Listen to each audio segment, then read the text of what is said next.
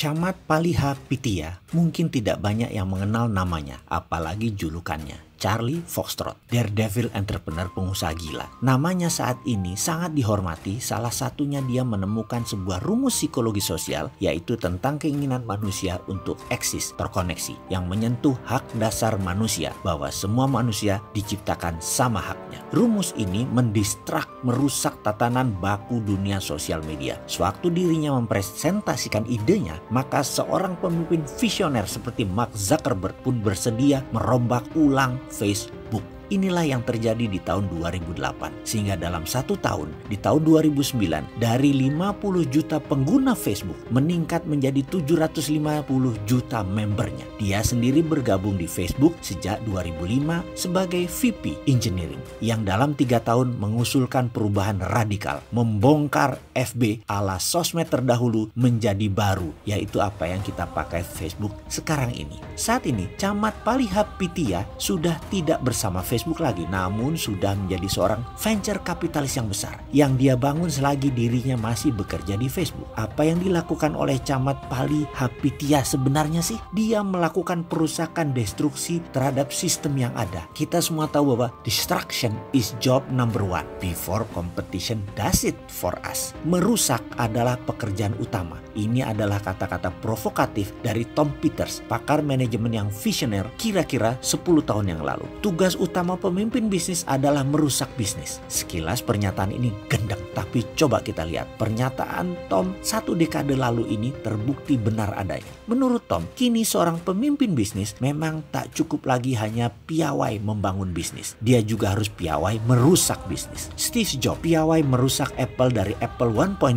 yang hampir bangkrut menjadi Apple 2.0 yang gagah perkasa dengan iPod, iPhone, atau App Store-nya. Di Indonesia, kita punya Ignatius Jonan yang piawai merusak KAI 1.0 yang lelet menjadi KAI 2.0 yang gesit. Helmi Yahya merusak TVRI 1.0 yang kuno dan tidak menarik dalam hanya 2 tahun menjadi naik 300 share ratingnya seperti saat ini, TVRI 2.0. Sebaliknya, perusahaan-perusahaan yang dulu hebat seperti Kodak, GM, General Motor, Nokia, Sony terus-menerus babak belur mengalami kemunduran karena tidak kunjung menemukan CEO yang mampu merusak fondasi model bisnis yang kini sudah tidak relevan lagi. Karena itu seorang CDO, Chief Destruction Officer, kini adalah sosok paling diburu perusahaan-perusahaan seantero jagat raya. Yang sering kita dengar selama ini tentunya CEO, Chief Executive Officer, Chief Financial Officer, Chief Operating Officer, Chief Marketing Officer. Tapi kini ada bintang baru lagi yang namanya Chief Destruction Officer.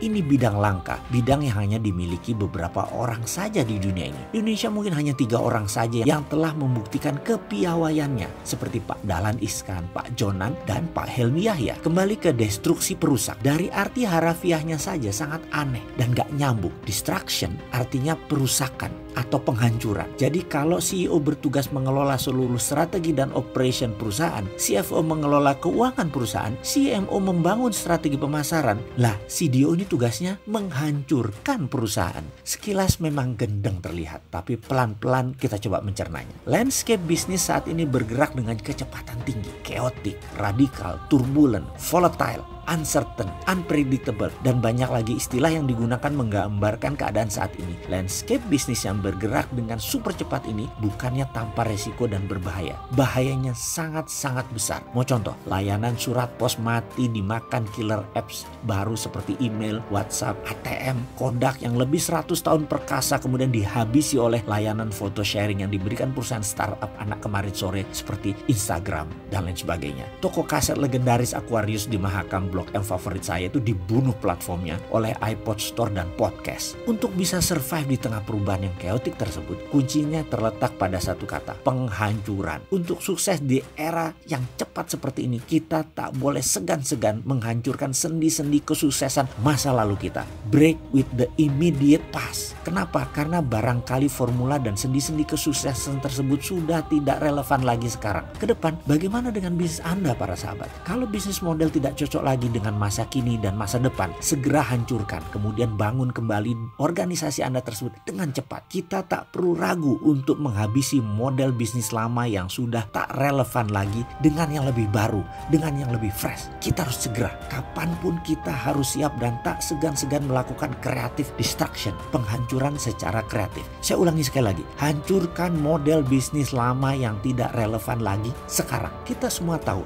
efek virus corona dan perang dagang berkepanjangan Amerika-China, Indonesia bisa masuk ekonomi sulit dari sekarang sampai ke depannya. Ini bisa kapanpun datang dan terus mengintai merugikan bisnis kita tanpa sinyal, tanpa pemberitahuan. Maka creative destruction harus menjadi keseharian operasi perusahaan kita, organisasi kita, tim kita, sistem yang kita bangun, budaya perusahaan kita haruslah memiliki kapasitas dan kepiawaian untuk melakukan creative disruption. Sahabat semua, sehubungan dengan hal itu, bagaimana kalau kita melakukan terobosan sekarang? Kita ambil peluang ini sekarang. Kita harus kuasai ekonomi dan bisnis di masa krisis ini sekarang. Sekali lagi, waktunya adalah sekarang. Bagaimana kalau kita bersama-sama bergabung dengan jagonya transformasi bisnis ini untuk meledakkan bisnis Anda meningkat 300%? Setuju?